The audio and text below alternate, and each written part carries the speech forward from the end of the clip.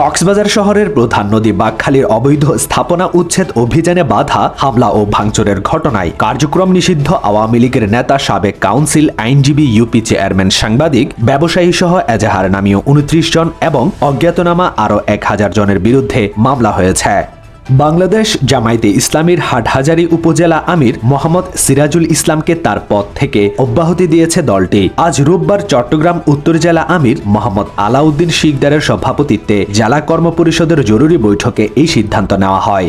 চট্টগ্রাম বিশ্ববিদ্যালয়ের ভারপ্রাপ্ত রেজিস্ট্রার ও প্রক্টোরিয়াল বডির পদত্যাগের দাবিতে লাল কার্ড মিছিল করেছেন সাক্ষাৎ ছাত্রদলের নেতাকর্মীরা। আজ রোববার দুপুর ১২টায় বিশ্ববিদ্যালয়ের গোল চত্বর থেকে এই মিছিল শুরু হয়। চট্টগ্রামে স্ত্রীর সঙ্গে সম্পর্কের সন্দেহে তর্কাতর্কিতে ছুরিকাঘাতে স্বামী খুন হয়েছেন, তার নাম আকিব হোসেন।